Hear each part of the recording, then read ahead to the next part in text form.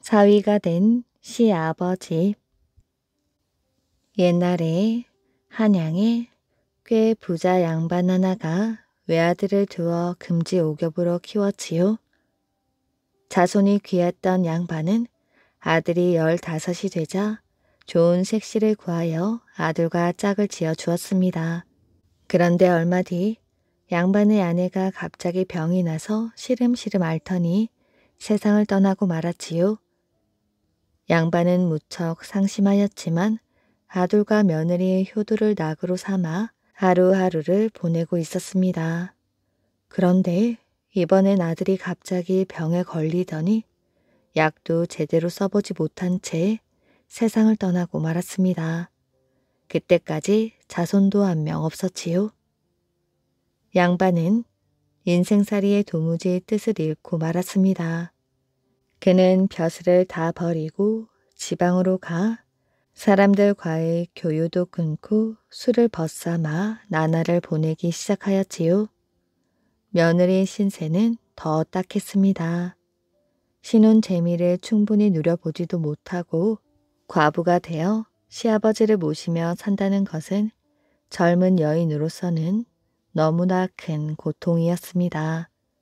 그나마 시아버지가 돌아가시고 나면 외톨이로 살아야 할 형편이었지요. 시아버지는 그런 며느리를 볼 때마다 마음이 좋지 않았지요. 어느 날 시아버지는 며느리를 불러 말했습니다. 내가 몇 월 며칠에 귀한 친구를 불렀으니 좋은 술과 음식을 장만토록 해라. 며느리는 정성을 다하여 좋은 술과 음식을 준비했습니다. 하지만 막상 그날이 되어도 손님은커녕 사람 그림자도 보이지 않았지요. 이제나 저제나 기다리다 날이 저물어 밤이 되고 말았습니다. 아가, 준비해둔 음식을 내오너라. 우리끼리 먹자꾸나.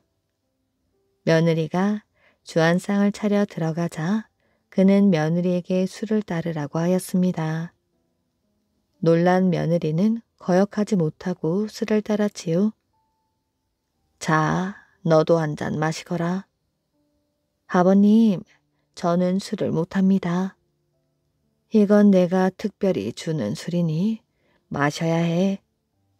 시아버지가 엄하게 권하는지라 며느리는 차마 떨치지 못하고 한 잔을 받아 마셨지요.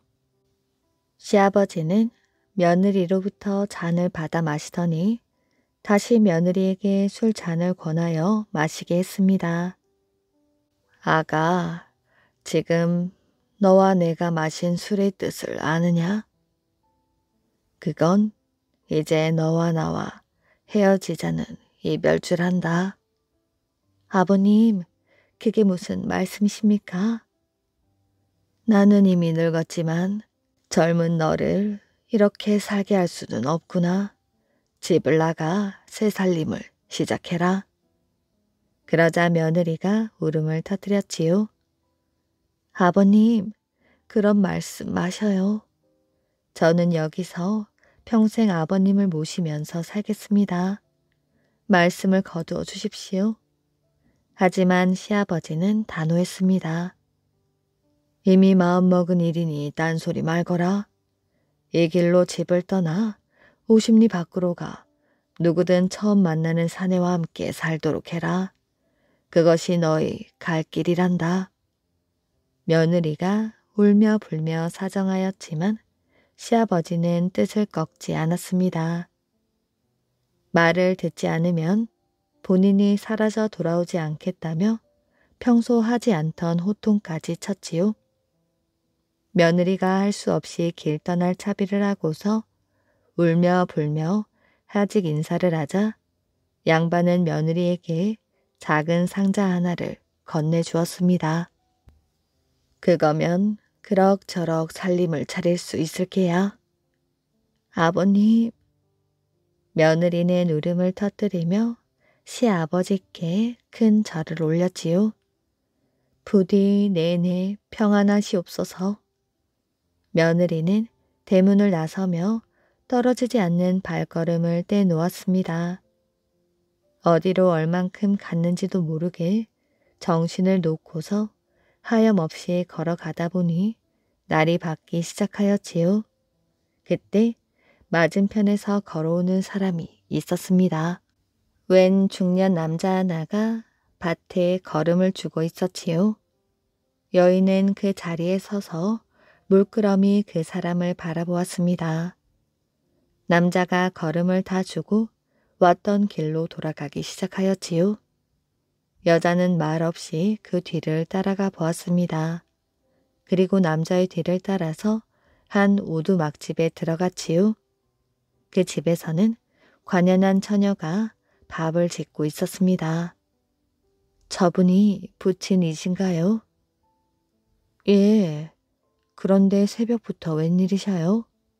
말 못할 사정이 있습니다.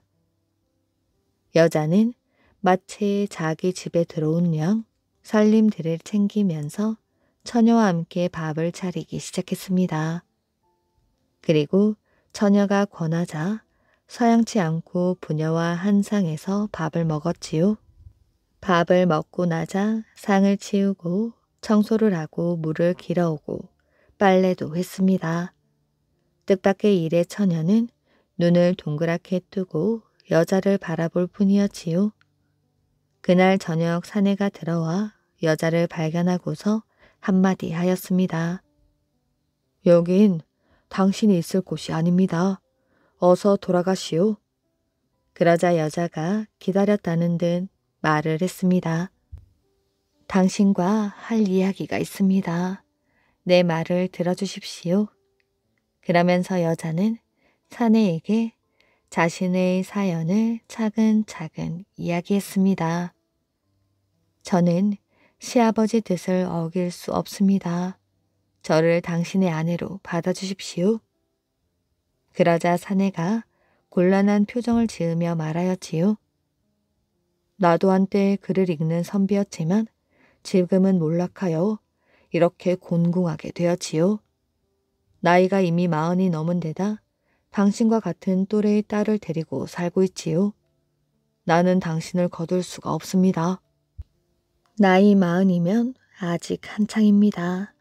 집은 옮기면 되고 따님은 혼초를 정해 시집을 보내면 될 일이지요.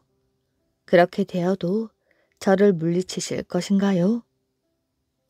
여자는 시아버지가 챙겨준 폐물을 장에 내다 팔아 돈을 장만하여 방이 3개나 있는 새 집을 샀습니다. 그리고 사내와 처녀를 그 집에 들게 하였지요. 이제 남은 것은 처녀의 혼사 문제였습니다. 아가씨는 왜 여태 시집을 안 갔나요? 저 같은 가난뱅이를 누가 데려가겠습니까? 또 그런 사람이 있다 한들 홀로 계신 아버지를 두고 혼자 어찌 시집을 가겠어요? 들어보세요. 이제 내가 이 집에 왔지요.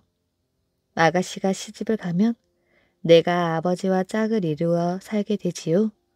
그러니 좋은 혼처가 나서면 시집을 가는 게 좋지 않겠어요? 아버지 뜻이 어떠신지? 그러자 사내가 말하였습니다. 나는 네가 관연토록 시집을 못 보낸 것이 아니었으니 네 혼사라면 내가 발벗고 나서야지. 그러자 여자가 말하였지요. 제가 중매쟁이가 되지요. 제가 알고 있는 좋은 혼처가 있습니다. 누군가 하면 바로 저의 시아버지이시지요. 나이는 50 가까이 되셨으나 아직 건강하신 데다가 재산도 있고 명예도 있으십니다. 무엇보다도 마음이 곱고 따뜻한 분이시랍니다. 분명 아가씨를 행복하게 해주실 거예요. 그 말을 들은 아버지와 딸은 서로 물끄러미 얼굴을 마주 보았습니다. 그러고는 말없이 고개를 끄덕였지요. 딸은 아버지를 생각하고 아버지는 딸을 생각하여 그리 결정을 한 것이었습니다. 여자는 그 길로 부녀와 함께 시아버지에게로 갔습니다. 며느리가 돌아온 것을 보고 시아버지는 깜짝 놀라면서도 눈물을 흘리며 반가워하였지요. 며느리가 떠난 뒤 무척이나 쓸쓸하게 세월을 보냈던 것입니다. 아버님, 저는 아버님 덕에 짝을 만났습니다. 아버님도 재혼을 하셔서 새로운 삶을 시작하세요. 그게 무슨 말이냐? 누가 이리 늙고 고달픈 사람에게로 시집을 온단 말이냐? 아버님, 염려 마십시오. 제가 시어머니 되실 분을 모셔왔습니다. 그러니 사양한단 말씀은 하지 마십시오. 아버님이 재혼을 사양하시면 저도 새로 만난 짝과 헤어지겠습니다. 며느리는 사내의 딸을 시아버지와 만나게 했습니다. 사내와 딸은 양반의 인품에 감독하여 딸을 맡길 생각을 하였지요. 그렇게 해서 며느리는 사내와 혼인을 하고 시아버지는 사내의 딸과 혼인을 하게 되었습니다. 시아버지는 재산을 갈라 사내의 집에 주어서 두 집이 함께 잘 살 수 있도록 해 주었지요. 이후 시아버지의 집은 이나 밀녀를 두고 며느리의 집은 일녀 미녀를 두어서 잘 키웠다고 합니다. 그들은 양반의 집에 왔을 때에는 시아버지와 며느리로 지내고 사내의 집에 왔을 때에는 장모와 사위로 행세했다고 합니다. 귀신이 가져간 액자. 옛날 조선시대 양씨성을 가진 사람이 살고 있었습니다. 그는 글을 잘 짓기도 하였지만 글씨를 잘 쓰는 것으로 이름난 사람이었지요. 양씨는 산들을 오르내리며 경치 구경하는 것을 좋아했습니다. 양씨는 그 중에서도 금강산을 가장 사랑하였지요. 그래서 자신의 호도 복례라고 지었습니다. 금강산은 계절마다 불리는 이름이 각각 다르지요. 계절마다 다른 아름다움 때문에 여러 가지 이름으로 불렸던 것입니다. 봄에는 금강산, 여름에는 복례산, 가을에는 풍악산, 그리고 겨울에는 계골산이라고 불렀습니다. 양씨는 여름에 금강산을 가장 좋아하여 호를 복례라고 지었지요. 양사은은 여러 곳들을 구경하고 나서 가모라는 호수 언저리에 집을 짓고 살았습니다. 옛날 9신선들이 산마루에서 바둑을 두었다고 하여 구선봉이라 불리는 곳에서 남쪽으로 내리뻗은 언덕 위에 양씨의 집이 있었습니다. 양씨는 아침 저녁으로 가모와 구선봉 그리고 동해바다의 아름다운 경치를 내려다보았지요. 경치를 보며 시도 읊고 글도 쓰며 지냈습니다. 하루하루가 신선히 사는 것처럼 즐거웠지요. 어느 날 양씨는 자신이 살고 있는 집의 이름 하나를 지어야겠다고 마음 먹었습니다. 몇 날을 두고 아름다운 경치를 바라보며 이름을 생각하였지만 이름 짓기가 쉽지는 않았지요. 며칠째 골똘히 생각하던 양씨는 갑자기 무릎을 탁 치며 하하 웃었습니다. 옳거니. 양씨는 자신이 살고 있는 집이 하늘에서 내려온 신선의 집이라 생각하였습니다. 그래서 하늘에서 날아왔다는 뜻으로 날비, 올래, 정자 정자를 써서 빌의 정이라 지었지요. 얼마 후 양씨의 친구들이 빌의 정에 놀러를 오게 되었습니다. 친구들은 주위의 경치에 다들 감탄하였지요.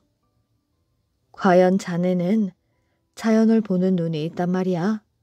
이렇게 아름다운 곳에 집을 지을 생각을 다 하다니. 그런데 자네 집 이름이 뭐라고 했지? 비례정일세, 날비, 올 내자를 썼지. 비례정이라고? 오라, 그러니 날아왔다는 뜻이로군. 자네가 신선처럼 하늘에서 날아왔다 이건가? 아, 그런데 집 이름이 쓰여진 액자가 붙어 있어야 하는데 어찌 보이지 않는가? 그렇구먼. 내 정신 좀 보게. 자네같이 글씨 잘 쓰는 사람이 당연히 멋진 글로 액자를 붙여 놓아야지. 알았네, 알았어. 어서들 구경이나 하고 술이나 한잔 하세. 친구들이 떠난 뒤 양씨는 오동나무 판을 준비했습니다. 멋지게 글씨를 써보리라 마음을 먹고 고래수염을 모아다가 커다란 붓을 하나 마련하였지요. 양씨는 비례정에 앉아 조용히 눈을 감았습니다. 숨을 길게 들이쉬고 내쉬기를 반복하였지요. 그리고는 정성스레 먹을 갈기 시작했습니다. 양씨는 온 정성과 힘을 기울여 날 빗자를 큼직하게 썼지요. 쓰고 난 뒤 글씨를 천천히 살펴보는 양씨의 얼굴에 웃음이 가득했습니다. 글자 그대로 정말 나는 듯한 기운이 넘쳐 흘렀지요. 스스로 생각해 보아도 훌륭한 글씨였습니다. 양씨는 심호흡을 하고 다음 글자인 레자와 정자를 힘있게 내리썼습니다. 그런데 빗자와 같이 잘 써지지가 않았지요. 붓을 쥔 손이 파르르 떨렸습니다. 몇 번이나 써보았지만 마음에 들지 않았지요. 화가 난 양씨는 붓을 내동댕이 치고 말았습니다. 나무판엔 오직 빗자만이 정성을 들인 탓인지 살아 움직이는 듯 하였지요. 양씨는 빗자 한 자만 따로 잘라내어 액자를 만들어 벽에 걸어 놓았습니다. 그 뒤 19년이 지났지요. 그 사이 벼슬길에 올랐던 양씨는 안변 부사의 자리에 앉았습니다. 하지만 왕릉에 불이 붙은 사건에 대한 책임을 지고 황해도로 귀양을 가게 되었습니다. 양씨는 귀양 간 곳에서 3년쯤 살다가 결국 병든 몸을 이기지 못하고 세상을 떠나고 말았지요. 그런데 양씨가 죽은 날 비례정에서는 놀라운 일이 일어났습니다. 갑자기 큰 바람이 몰아치더니 비례정한 서재의 문을 벌컥 열어젖혔지요. 그러더니 방 안에 있던 책이며 병풍, 액자 등이 바람에 날려 공중으로 날아갔습니다. 비례정을 지키던 노인이 깜짝 놀라 날아갈 법한 물건들을 얼싸안았지요. 얼마 뒤 바람이 잠잠해졌습니다. 날아올랐던 물건들이 모두 땅바닥에 떨어졌지요. 떨어진 물건을 줍기에 정신이 없던 노인은 잠시 숨을 돌리려 하늘을 쳐다보았습니다. 하늘 저 멀리 빗자가 적힌 액자만이 너울너울 떠 있었지요. 노인이 액자 뒤를 쫓아갔지만 액자는 점점 더 높이 더 멀리 날아갔습니다. 동해 바다 쪽으로 날아가는 액자를 끝까지 쫓았지만 어디로 사라졌는지 보이지 않았지요. 나중에 양씨가 죽은 날짜와 시간을 따져보니 빗자 액자가 날아갔던 때와 똑같다는 것이 알려졌습니다. 온 정성과 힘을 다 쏟아낸 글씨라 아마 양씨의 혼이 그 액자를 불러간 모양이야. 비례정은 임진왜란 때 왜군들이 불을 질러 태워버렸고 지금은 빈 터만 덩그러니 남아 비례정의 전설을 전해주고 있다고 합니다. 김서방과 할아버지 나무. 옛날에 어느 마을에 김서방이라는 사람이 동생을 만나려고 한양으로 가는 길이었습니다. 어느 날 김서방은 산 하나를 넘게 되었지요. 김서방은 느릿느릿 산길을 걸었습니다. 그런데 산속이라 그런지 해가 빨리 지는 것 같았지요. 김서방은 왠지 무서웠습니다. 아이고 다리야. 김서방은 주위를 두리번 거렸지요. 하지만 사람이 사는 집은 보이지 않았습니다. 한참을 걸어가던 김서방은 상수리 나무 하나를 발견하게 되었습니다. 나무가 정말 크네. 이렇게 큰 나무는 처음 보는걸. 나무가 어찌나 큰지 어른인 김서방도 아는 수가 없었지요. 김서방은 나무 주위를 빙빙 돌면서 구경을 했습니다. 그런데 김서방은 나무에 나 있는 구멍 하나를 발견하게 되었지요. 어른이 들어갈 수 있을 만큼 큰 구멍이었습니다. 잘됐다. 오늘 밤은 여기서 자고 가야지. 김서방은 상수리 나무 구멍 안으로 기어 들어가 보았습니다. 구멍은 편하게 하고 누울 수 있을 만큼 넓었지요. 김서방이 막 잠이 들려고 할 때였습니다. 어디선가 소리가 들렸지요. 여보게 상수리 나무, 그동안 잘 있었나? 김서방은 깜짝 놀랐습니다. 버드나무 할아버지 아니십니까? 무슨 일로 여기까지 오셨어요? 김서방이 들어간 나무가 말을 하는 것이었습니다. 다름이 아니라 저 아랫마을 황부잣집에 볼 일이 있어 가는 길이라네. 황부자네 집에 무슨 일이 있습니까? 자네는 못 들었나 보군. 황부자네 대문 옆에 커다란 버드나무가 있지. 그런데 며칠 전 황부자가 그 버드나무를 베어버렸다네. 아니, 400년이나 된 버드나무를 베어버리다니요? 대문을 더 크게 만들려고 그랬다네. 그 버드나무는 황부자 집이 지어지기 전부터 거기 있던 나무였는데 말이야. 저런, 아마 그 버드나무가 할아버지 손자쯤 되지요? 그렇다네. 그래서 내가 지금 황부자를 혼내주러 가는 길일세. 황부자 집에 딸이 하나 있지. 그 딸을 잠에서 깨어나지 못하게 할 작정이네. 죽은 버드나무를 위하여 제사를 지내기 전에는 그 딸이 절대 깨어나지 못할 걸세. 자네도 함께 가려나? 죄송합니다, 할아버지. 오늘은 손님이 있어서요. 저는 갈 수가 없습니다. 그래, 그럼 할 수 없지. 잘 있게나. 김서방은 구멍 안에서 이야기를 모두 들었습니다. 신기하기도 하고 무섭기도 하였지요. 날이 밝기 시작했습니다.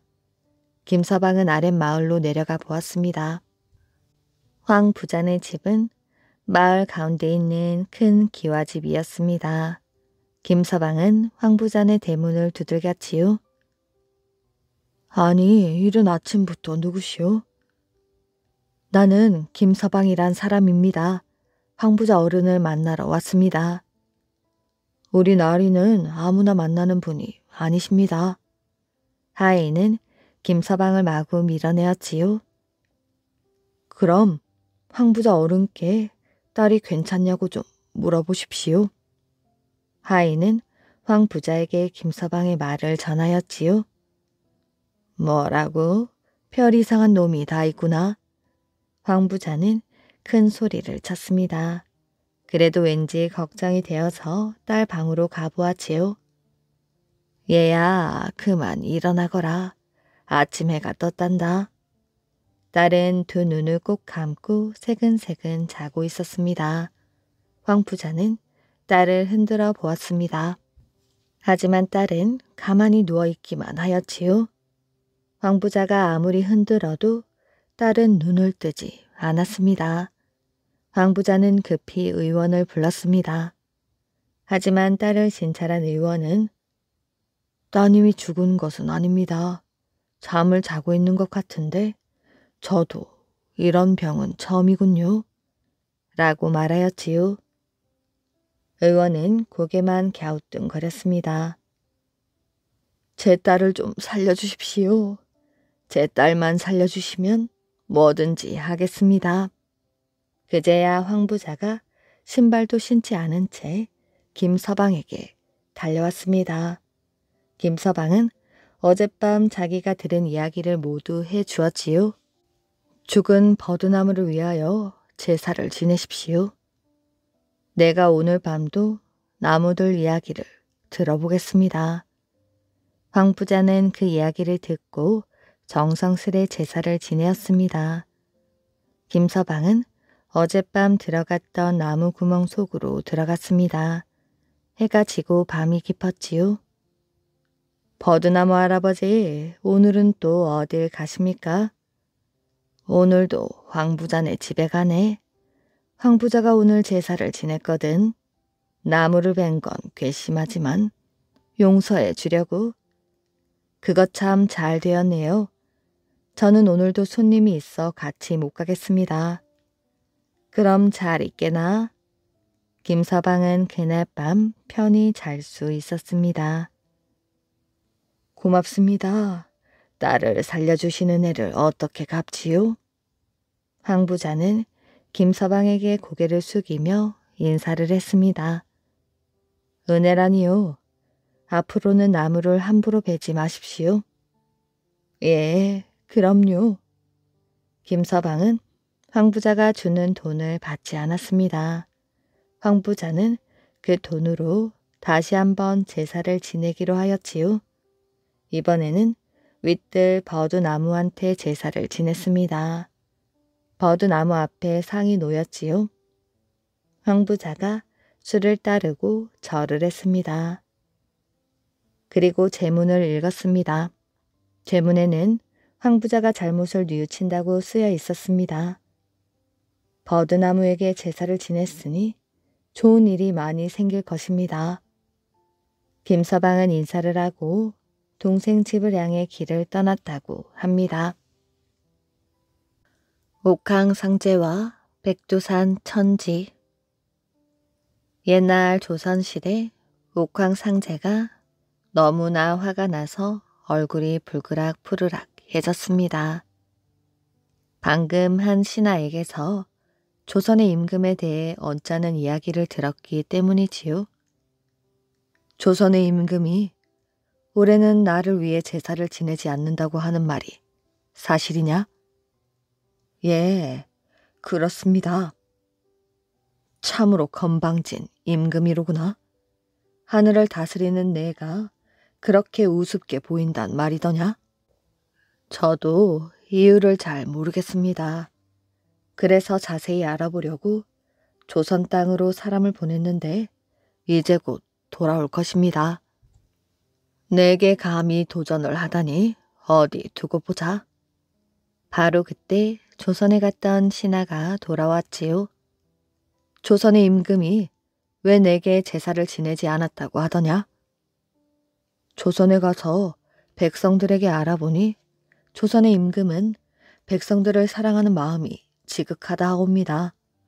어떻게 하면 백성들이 잘 먹고 잘 살 수 있을까 궁리를 하느라 밤잠도 이루지 못하고 있었지요. 조선의 임금은 이처럼 백성들을 생각하는 임금인데 올해 조선 땅에 몹시 흉년이 들어 백성들이 굶게 되자 제사에 쓸 곡식들을 백성에게 나누어 주었다고 합니다. 뭐라고? 백성들 때문에 제사를 지내지 않았다고? 그렇습니다. 그러니 조선의 임금은 이 옥황상제보다도 백성들이 더 소중하다는 것이로구나. 옥황상제는 그제야 화가 풀렸는지 입가에 미소를 머금었습니다. 올해 조선 땅에 어쩌다 흉년이 들게 되었다고 하더냐? 예, 오랫동안 비가 내리지 않은 탓에 가뭄이 들어 농사를 망쳤다고 합니다. 게다가 물이 어찌나 귀한지 마실 물도 부족하다고 합니다. 옥황상제는 그 말을 듣고 잠시 생각에 잠겼습니다. 그러고는 무슨 좋은 생각이 떠올랐는지 눈을 번쩍 뜨고 신하에게 말하였지요. 조선 땅이 어디쯤 있느냐? 조선 땅이 내려다 보이는 곳으로 가야겠다. 옥황상제는 신하들을 앞세우고 하늘나라 길을 걸어갔지요. 잠시 후 한 신하가 발길을 멈추고 어느 한 곳을 손가락으로 가리켰습니다. 옥황상제님, 저기가 바로 조선 땅입니다. 조선 땅에서 가장 높은 곳이 어디인고? 저기 아래쪽에 보이는 백두산이 조선 땅에서 가장 높은 곳입니다. 꽤나 멋진 산이로구나. 옥황상제는 백두산을 내려다 보다가 신하에게 말했습니다. 잠시 눈을 감아보거라. 예? 그러자 옥황상제는 눈을 크게 부릅뜨며 호통을 쳤습니다. 어서 눈을 감으래도. 아, 예. 신하는 얼른 눈을 감았지요. 하지만 옥황상제가 무슨 이유로 눈을 감으라고 했는지 궁금하였습니다. 그때 쏴 하며 어디선가 물줄기 소리가 들렸지요. 이게 무슨 소리지? 신하는 너무나 궁금하여 살짝 눈을 떠보았습니다. 세상에! 신하는 깜짝 놀랐지요. 옥황상제가 백두산을 향하여 오줌을 누고 있는 게 아니겠어요? 옥황상제는 신하를 돌아보며 말했습니다. 놀라지 말거라. 제사를 지내지 않은 조선의 임금에게 벌을 주고 있는 것이지. 허나 백성들을 살리느라 그랬다고 하니 큰 벌을 내릴 수는 없지 않느냐. 이 오줌으로 당분간은 물 걱정을 하지 않게 될 터이니 내년부터는 제사를 꼬박꼬박 지내겠지. 한편 조선 땅은 발칵 뒤집히게 되었습니다. 맑은 하늘에서 물줄기가 그것도 백두산 꼭대기에만 쏟아졌으니 말이지요. 백성들은 물 걱정을 덜게 되었다며 모두들 기뻐했습니다. 옥황상제가 오줌을 다 누고 나자 백두산 꼭대기에는 큰 연못이 하나 생겨났는데 이것이 바로 천지라고 합니다. 그리고 천지에서 넘쳐 흘러 동쪽으로 내려간 오줌 줄기는 두만강이 되었고 서쪽으로 내려간 오줌 줄기는 압록강이 되었다고 합니다. 효자와 게장국 고개. 옛날 충청도 홍성 땅에 홀 어머니를 모시고 사는 총각이 살고 있었습니다. 총각의 어머니는 병에 걸려 누워만 계셨습니다. 총각은 나무꾼이었지요. 산에 가서 나무를 하여 장날에 내다 팔았습니다. 그런데 나무집이 팔리지 않아 입에 풀칠을 하기도 어려웠지요. 그렇지만 총각은 어머니께는 꼭 음식을 챙겨 드렸습니다. 어머니가 드시고 싶은 음식이 있으면 무슨 수를 써서라도 구해다 드렸지요. 그래서 마을에서는 총각을 하늘이 낸 효자라고 불렀습니다. 어느 추운 겨울날 총각은 나무찜을 팔러 가려고 지게를 지고 살인문을 나섰지요. 그런데 그때 어머니가 말했습니다. 얘야, 요즘 통 기운이 없어서 게장국을 먹고 싶구나. 게장국이요? 알겠습니다, 어머니. 나무집을 팔고 돌아오는 길에 꼭 사가지고 오겠습니다. 총각은 장터로 가보았습니다. 그날은 그런대로 장사가 잘 되었지요. 집에서 가져간 나무찜을 거의 다 팔 수 있었습니다. 총각은 그날 번 돈으로 장터에서 게장국 한 그릇을 샀지요. 그러고는 국 그릇을 들고 집으로 향하였습니다. 겨울은 해가 짧아 날이 금방 저물었지요. 총각은 조심조심 길을 걸어갔습니다. 내린 눈이 녹지 않고 기온마저 떨어져 땅바닥은 얼어붙어 있었습니다. 장터와 마을 사이에는 높은 고개가 하나 있었지요.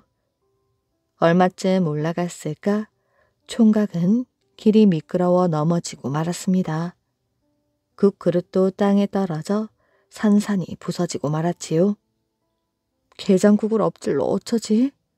어머니가 드셔야 하는데. 총각은 엉엉 울었습니다. 바로 그때 어디선가 산신령의 목소리가 들렸지요. 참으로 어리석구나. 통곡을 한다고 게장국을 다시 얻겠느냐? 지금도 늦지 않았다. 장터로 가서 게장국을 사오너라. 총각은 정신이 번쩍 들었지요. 다시 발길을 돌려 장터로 갔습니다. 다행히 게장국집은 불이 켜져 있었지요. 막 문을 닫으려던 참이었습니다.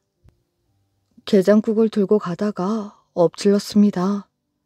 오늘 꼭 어머니께서 게장국을 드셔야 하니 제발 게장국을 파십시오. 자네 같은 여자에게 게장국을 팔지 않으면 천벌을 받지. 잠시만 기다리게. 주인은 총각에게 게장국을 끓여주고 그 값을 받지 않았답니다. 총각은 그날 밤 게장국을 무사히 집에 가져가 어머니께 드렸지요. 얘야, 게장국을 먹으니 기운이 나는구나. 하나도 아프지가 않단다. 어머니는 게장국을 먹고 자리를 털고 일어났습니다. 어머니의 병이 깨끗이 나은 것이지요. 그 뒤로 고을 사람들은 총각이 게장국을 엎지른 고개를 국고개라 불렀다고 합니다. 넉살 좋은 머슴. 옛날 옛적에 어느 부잣집에서 머슴살이를 하는 총각이 있었습니다. 머슴살이를 하다 보니 주인에게 구박도 많이 받고 억울한 일도 종종 당했지만 그때마다 넉살 좋게 받아 넘겨서 그다지 손해는 안 보고 살아왔지요. 눈이 많이 내린 어느 해 겨울이었습니다. 겨울철에는 농사를 안 지으니 주인이나 머슴이나 한가한 날이 많았습니다. 하루는 주인이 산에 사냥을 나가자고 하였지요. 산에 눈이 쌓이면 짐승 발자국을 찾기가 쉬웠습니다. 주인과 머슴은 준비를 단단히 해가지고 사냥을 갔습니다. 그런데 그날따라 짐승이 도통 잡히질 않았지요. 산 짐승들이 다 어디로 갔는지 한나절이 넘게 돌아다녀도 겨우 꿩 한 마리밖에 못 잡았습니다. 그런데 슬슬 배가 고파오기 시작하였지요. 눈 쌓인 산 속에 먹을 것이 있겠어요? 그저 꼬르륵 꼬르륵 배에서 나는 소리를 들어가며 돌아다녔습니다. 한참을 더 돌아다녀도 사냥을 못하기는 매 한 가지고 배는 점점 더 고파지고 사정이 딱하게 되었어요. 배고픈 것을 못 참기는 주인 쪽이 더하였습니다. 저는 여태 배 골아본 적이 없었기 때문이지요. 주인이 아무래도 안 되겠던지 머슴더러 꿩을 불에 구우라고 하였습니다. 머슴은 여기저기 뛰어다니며 마른 삭정이를 따다가 불을 지폈지요. 그리고 꿩을 불 위에 올려놓고 굽기 시작하는데 고기 익는 구수한 냄새가 슬슬 풍기니 배가 점점 더 고파졌습니다. 그런데 주인이 가만히 생각해 보니 저놈이 꿩을 둘이 나누어 먹어서야 양이 차지 않을 것 같았습니다. 그렇다고 머슴더러 먹지 말라고 하고 저 혼자 먹을 수는 없었지요. 어떻게 하면 저걸 혼자서 다 먹어 치우고 궁리를 하다 보니 좋은 수가 떠올랐습니다. 저놈이 무식해서 글을 모르니 글 짓는 내기를 하면 틀림없이 내가 이길 것이야. 주인이 기분이 좋은 척하며 수작을 걸었지요. 얘야, 오랜만에 산에 나와보니 흥이 절로 나는구나. 우리 이럴 게 아니라 글을 한 수씩 지어보는 게 어떠하냐? 저야 무식하여 어디 글을 알아야지요. 글을 알고 모르고는 무슨 상관이야. 그저 흥이 나는 대로 말을 맞추면 되는 게지. 그런데 글을 그냥 지어서야 쓰겠느냐. 저 꿩고기를 걸고 내기를 하자꾸나. 누구든 먼저 글 짓는 사람이 고기를 먹기로 하고 말이야. 눈칫밥에 이골이 난 머슴이 그 속셈을 모를 리가 없었습니다. 그렇지만 주인이 내기를 하자는데 안 한다고 했다가는 그 다음에 어떤 구박이 돌아올 줄 모르니 그저 그러자고 하였지요. 그럼 어디 운을 떼어볼까? 옳지, 고자가 좋겠군. 높은 산에 올랐으니 높을 고자가 제격이지. 고자를 4번 써서 글을 지어 보자꾸나. 고자를 4번 써서 글을 짓는다고요? 그렇지. 어디 그럼 글을 지어볼까? 주인은 나무 등걸에 걸터 앉아 몸을 이리저리 흔들면서 글을 짓는다고 흥얼흥얼 하였습니다. 속으로는 저런 무식쟁이하고 글 짓는 내기를 하는 판이니 꿩 고기는 이제 내 것이나 마찬가지라고 좋아하면서 말이지요. 꿩 고기는 불 위에서 연신 구수한 냄새를 풍기는데 주인은 느긋하게 앉아서 글귀를 생각하느라 눈을 지그시 감고 있었습니다. 이때 머슴이 모닥불 위에 얹힌 꿩고기를 잽싸게 한 점 뚝 떼어 입에 넣으면서 말하였어요. 익었고 설었고 배고프니 먹고 보자. 주인은 글을 짓는다고 한창 흥얼흥얼하고 있는데 머슴이 갑자기 꿩 고기를 떼어 먹으니 화가 머리끝까지 뻗쳤습니다. 이놈아, 이게 무슨 짓이야? 머슴은 고기를 질근질근 씹으면서 능청을 떨었습니다. 무슨 짓이라니요? 누구든지 글을 먼저 지은 사람이 고기를 먹기로 하지 않았습니까?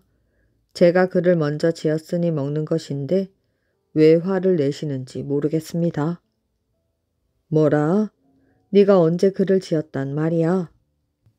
나리도 참, 아까 제가 글 외는 것을 못 들으셨습니까? 익었고 설었고 배고프니 먹고 보자. 틀림없이 고자를 4번 써서 글을 지었는데 왜 그러십니까? 주인은 그만 말문이 탁 막혀 버렸습니다. 할 말이 없으니 입만 딱 벌리고 머슴 얼굴만 멀뚱멀뚱 바라보고 있었지요. 머슴은 남은 꿩 고기를 반으로 뚝 잘라서 주인 앞에 내밀며 이걸 드십시오. 나리야 글을 못 지었으니 잡수실 수 없지만 창자야 글 지은 사람 창자나 못 지은 사람 창자나 마찬가지 아니겠습니까? 이렇게 말하였습니다. 황금, 거울. 옛날 발해국이라고 불리는 나라가 있었습니다. 이 발해국의 최후의 국왕은 애왕이었는데 애왕은 즉위한 후 선왕의 뜻을 저버리고 궁녀들과 어울려 매일같이 술과 잔치로 방탕한 나날을 보냈습니다. 일부 충성스런 신하들은 끊임없이 왕에게 국사를 돌볼 것을 말하였지만 그들에게 돌아오는 것은 욕설과 파면뿐이었습니다. 그리하여 발해국은 점점 망해가고 국민들의 원성도 높아만 갔습니다. 그럼에도 왕은 제 멋대로 곡식과 세금을 거두어 드리는 등 갈수록 난폭해지기만 하였지요. 이런 틈을 타 마침내 북방의 거란족이 국경을 넘어 쳐 들어왔습니다. 거란의 병사들이 순조롭게 국경을 넘어 도 부근까지 진격해 왔을 때에도 애왕은 대궐의 정원에서 술과 음악에 취해 있었습니다. 이때 한 신하가 정신없이 달려와 적군에게 점령되었음을 알리자 그제서야 혼비백산하여 달아날 채비를 하기 시작하였습니다. 전하는 말에 의하면 발해국에는 선왕 때부터 전해 내려오는 금으로 만든 거울 하나가 있었는데 아름답고 정교하기가 비할 데가 없었다고 합니다. 애왕은 도망을 가면서도 차라리 나라를 내줄지언정 그 거울만은 내주기가 싫었습니다. 그래서 오직 그 거울 하나만 든 채 서경으로 황급히 도망을 갔지요. 애왕의 일행이 푸르고 망망한 호숫가에 다다랐을 때 뒤에서는 수천 명의 거란군이 바람처럼 맹렬하게 추격해와 애왕을 포위하고 말았습니다. 왕을 따라 앞서거니 뒤서거니 나섰던 왕족들과 신하들은 더 이상 갈 곳이 없어지자 발을 동동 구르며 절망적으로 부르짖었습니다. 왕은 하늘을 우러러 길게 탄식한 뒤 거울을 손에 든 채 풍덩하며 천길 호수 속으로 뛰어들었습니다. 이어 왕족들도 하나같이 뛰어들어 후일 머리가 셋 달리고 눈이 6개인 괴물이 되었다고 합니다. 그리고 얼마나 세월이 흘렀는지 모릅니다. 이 호숫가에는 고기를 잡아 생계를 이어가는 착한 부부가 살았지요. 이 부부는 나이 40이 되도록 아직 자식이 없어 몹시 쓸쓸해 있었습니다. 그러던 중 어느 날부터인가 부인이 태기가 있더니 마침내 아주 귀여운 딸을 낳았지요. 때는 마침 꽃 피는 춘 3월이었고 호숫가 푸른 버드나무에 사는 연두빛 어린 싹이 돋아나기 시작한 때였습니다. 그래서 그들은 아이에게 버드나무 싹이란 뜻의 유아라는 이름을 지어 주었습니다. 유아는 예뻤을 뿐 아니라 매우 영리하고 총명하여 귀여움을 독차지하였습니다. 부부는 얼마나 이 늦게 얻은 딸을 사랑했는지 손바닥의 구슬처럼 여겼지요. 그들은 예전처럼 남편은 호숫가에 나가 고기를 잡고 아내는 남편이 잡아온 싱싱한 생선을 목판에 담아 이고는 이 마을 저 장터로 팔러 다녔습니다. 그리고 고기를 판 돈으로 쌀과 소금과 옷감을 샀습니다. 그리고 돌아올 때에는 유아가 좋아하는 것들을 사와 유아를 기쁘게 하는 것도 잊지 않았습니다. 부부는 피어나는 연꽃처럼 하루하루 커가는 유아를 보기만 하여도 마음이 뿌듯한 게 나날이 즐겁고 행복하였지요. 다시 또 한 해가 갔습니다. 유아가 6살이 되던 해 어느 날 갑자기 아내는 병이 나서 몸을 가누지 못하게 되었습니다. 많은 의사들이 다녀가고 세상에 용하다는 약도 다 구해 먹였지만 병세는 날이 갈수록 심해지기만 하였지요. 어느 날 아내는 남편을 불렀습니다. 그리고 가늘고 떨리는 목소리로 말하였지요. 저는 이제 죽습니다. 우리들이 맨 처음 원앙나무 아래에서 만나 부부가 되던 일이 생각이 나네요. 이 모든 것이 운명인가 봅니다. 원망하고 탄식해 보아도 소용이 없어요. 눈앞에서 아내가 죽어가는데도 손을 쓸 수 없는 어부의 마음은 가슴을 칼로 도려내는 듯 견딜 수 없이 아팠습니다. 쓸데없는 생각 말고 어서 약이나 먹구려. 어부는 눈물을 참으며 약사발을 들어 아내 입에 갖다 대었습니다. 옆에 있던 유아도 눈물을 흘리며 말하였지요. 어머니, 어서 약을 드셔요. 어머니가 안 계시면 누가 제게 사탕과 장난감을 사주겠어요? 유아의 울음소리에 목이 메인 어머니는 온 힘을 다해 유아를 끌어안으며 남편에게 말하였습니다. 제겐 사실 소원이 하나 있어요.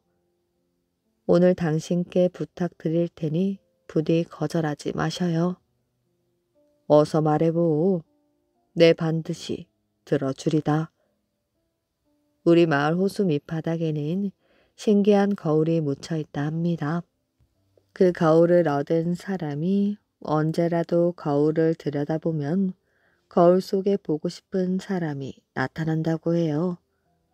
만일 당신이 호수에서 그 거울을 건져내기만 한다면 제가 죽은 후에도 당신과 유아는 절 볼 수 있을 것이에요. 아내의 말을 듣고 어부는 생각을 했습니다. 이 거울은 머리가 셋 달리고 눈이 6개인 괴물들이 가지고 장난을 치는 물건이야. 고깃배를 뒤집는가 하면 선량한 어부들의 목숨을 앗아가기도 했지. 그래서 일찍이 그 못된 괴물들을 없애고 거울을 찾아 사람들을 불안으로부터 구해주고 싶었지. 하지만 호수가 너무 깊어 바닥이 어딘지도 모르는데 어떻게 거울을 찾나. 아내의 간절한 부탁을 들은 그는 그 거울을 찾아내기로 굳게 결심하였습니다. 그러곤 아내에게 말을 했지요. 유아 엄마, 염려 말아요. 내 어떤 방법을 써서라도 그 거울을 건져내 유아에게 날마다 당신 얼굴을 볼 수 있게 해주겠소. 아내는 결국 숨을 거두고 말았습니다. 어부는 옛날과 마찬가지로 날마다 고기를 잡아 그것을 판 돈으로 살아갔습니다. 꽃이 피고 또 지고 세월은 흘러 눈 깜짝할 사이에 유아는 16살이 되었어요. 그녀 역시 예전에 어머니가 그랬던 것처럼 매일 생선을 이고 이웃 마을을 돌아다니며 생선을 팔아 쌀이나 옷감을 사왔습니다. 그러고는 정성을 다하여 나이든 아버지를 모셨지요. 동네에 아들을 둔 부모들은 모두 은근히 유아를 며느리로 삼고 싶어 했으며 청년들 역시 유아를 좋아했습니다. 어부 역시 용감하고 훌륭한 청년을 사위로 삼아 그와 함께 자신의 10수년간의 간절한 소망인 호수 속의 거울을 건져 올리고 싶었습니다. 이 소문이 퍼지자 멀고 가까운 마을의 청년들이 앞을 다투어 모여들었지요. 어부는 많은 청년들 중 힘이 센 청년 몇을 뽑았습니다. 어부는 그들과 함께 거울을 찾을 준비를 하고 호숫가로 갔지요. 청년들은 모두 되도록이면 약한 모습을 보이려 하지 않았습니다. 그러나 무시무시하게 생긴 괴물이 나타나자 감히 아무도 나서는 사람이 없었지요. 이어 천지를 흔드는 괴물의 울음소리가 들리자 어떤 이는 무릎을 꿇고 또 어떤 이는 기절을 하는 등 마침내 하나도 남지 않고 다 도망을 쳤습니다. 이 일이 있으므로 사위가 되겠다고 찾아오는 사람은 갈수록 줄어들었습니다. 3년이라는 세월이 또 흘러갔지요. 어느 날 어부가 호수에서 고기를 잡고 있는데 돌연 한 청년이 나타나 자신이 괴물과 겨루어 보겠노라 소리쳤습니다. 청년은 공손하게 머리를 숙여 절을 하였지요. 그리고 자신도 어부 출신이라는 것을 말했습니다. 어부는 이 청년의 모습을 다시 한번 찬찬히 훑어본 후 두 말 안고 그를 데리고 집으로 들어갔습니다. 이 건장한 청년은 생김새부터 무언가 비범하고 단정할 뿐 아니라 눈빛이 빛나는 것이 사람을 사로잡았습니다. 어부는 기뻐하며 그와 잠깐 이야기를 나눈 뒤 곧장 호수로 나가 싸울 준비를 하였습니다. 거울을 찾기 위한 싸움이 시작된 것이지요. 드디어 날카로운 이빨에 푸른 얼굴을 가진 괴물이 물 밖으로 나타나 소리를 지르며 달려들었습니다. 청년은 두려워하는 기색 없이 용감하게 맞붙어 싸웠지요. 어부는 이 용감하고 지혜로운 청년이야말로 자신이 찾던 가장 이상적인 사위감이라고 생각했습니다. 그래서 그는 즉시 싸움을 멈추게 하고 집으로 돌아와 청년에게 말하였습니다. 자네는 정말 훌륭하네. 오늘부터 내 사위가 되겠다고 약속해주게. 이렇게 하여 청년과 어여쁜 유아는 평생 다정한 부부가 되기로 약속을 하고 혼인식을 올렸지요.